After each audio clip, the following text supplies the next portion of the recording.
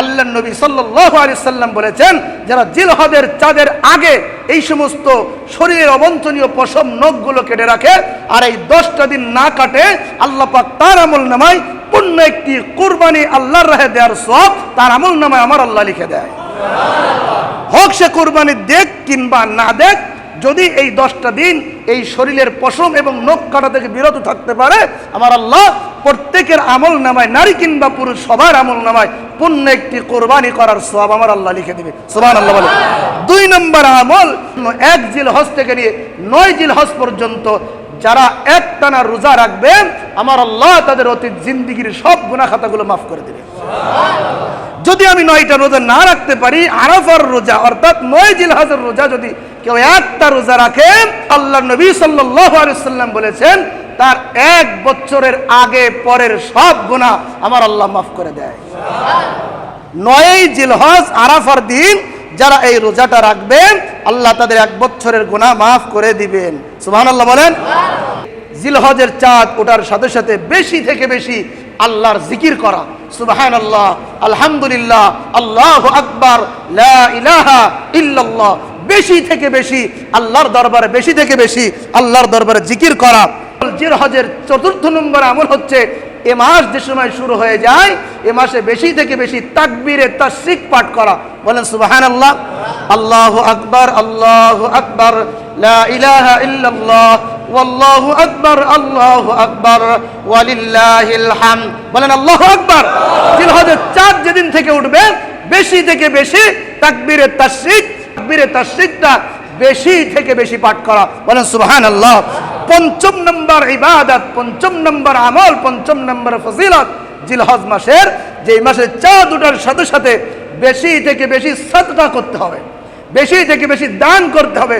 নিজের অসুস্থর জন্য, নিজের মৃত মা বাবার জন্য, নিজের সংসার সুখের জন্য, এভরিথিং, যে কোনোভাবে বেশি থেকে বেশি সাদাকা করতে হবে, আল্লাহর রাহে বেশি থেকে বেশি দান করতে হবে। 6 নম্বর, 6 নম্বর, এই জিলহজের চাঁদ ওঠার সাথে সাথে আল্লাহর কাছে 6 নম্বর আমল, বেশি থেকে বেশি দোয়া করতে হবে। যত দোয়া করবেন সমস্ত দোয়া কবুল করবে কে? আমার আল্লাহ বলে, জিলহজের কদর বুঝে জিলহজের 1 থেকে নিয়ে ঈদ পর্যন্ত জিলহজের আমল যারা করবে, 6 নম্বর, যারা বেশি থেকে বেশি আল্লাহর কাছে চাইবে, বলবে, কান্নাকাটি করবে, দোয়া করবে, আমার আল্লাহ সবার দোয়াগুলো কবুল আর মঞ্জুর করে নেবেন। 7ম নম্বর, 7 নম্বর আমল, জিলহজের বেশি থেকে বেশি নফল বন্দিগি করা। কারণ হুজুর ফরজ পড়ি না, আবার নফল পড়বো, সময় তো নাই, ঠিক না বে ঠিক? এই জন্য বেশি থেকে বেশি নফল পড়া, নফল বন্দিগি করা, নফল নামাজ পড়া, নফল দান সদকা করা, নফল রোজা রাখা। আল্লাহ পাক আমাদেরকে 7ম নম্বর আমল করার তৌফিক দান করেন। 8ম নম্বর আমল, জিলহজের 8 নম্বর আমল, আন্তরিকভাবে জিলকদের আজ তথা আজ এই মুহূর্ত পর্যন্ত যত গুনাহ হয়েছে, সমস্ত গুনাহ থেকে জিলহজের চাঁদ ওঠার সাথে সাথে আন্তরিকভাবে হৃদয়ে মায়া দয়া নিয়ে নিজের গুনাহ মাফ করার জন্য আল্লাহর কাছে বলতে হবে, আল্লাহ পাপ করেছি, আল্লাহ তওবা করলাম, তুমি মাফ করে দাও।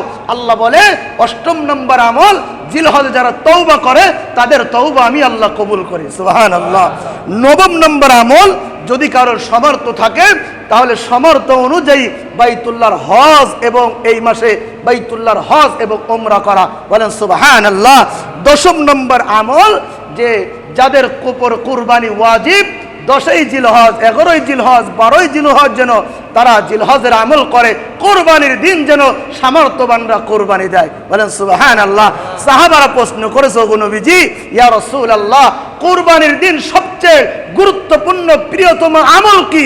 আল্লাহর নবী সাল্লাল্লাহু আলাইহি ওয়াসাল্লাম বলেছেন, ও সাহাবীরা ভালো করে শুনে রাখো, সবচেয়ে গুরুত্বপূর্ণ আমল ঈদের দিন, ঈদের দিন, কুরবানির দিন, কুরবানির পশু জবাই করার মতো ফরজ বিধান নামাজের পরে আর কোনো গুরুত্বপূর্ণ আমল আল্লাহর কাছে নাই।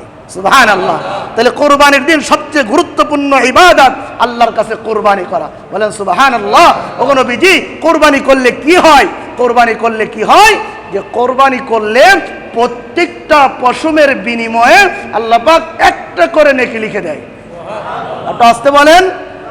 সাহাবীরা প্রশ্ন করছে, ওগো নবীজি, গরুর পিঠে পশম কম, ভেড়ার পিঠে পশম বেশি, যদি ভেড়া কুরবানি দেয় তাহলে এই পরিমাণ সওয়াব কি হবে? আল্লাহর নবী বলছে, হ্যাঁ, প্রত্যেকটা পশমের বিনিময়ে আমার আল্লাহ একটা একটা করে সওয়াব তার আমলনামায় লিখে দেয়। লম্বা চওড়া কথা, ইনশাআল্লাহ আগামী জুমাবারে বলবো, সময় অলরেডি ওভার হয়ে গেছে।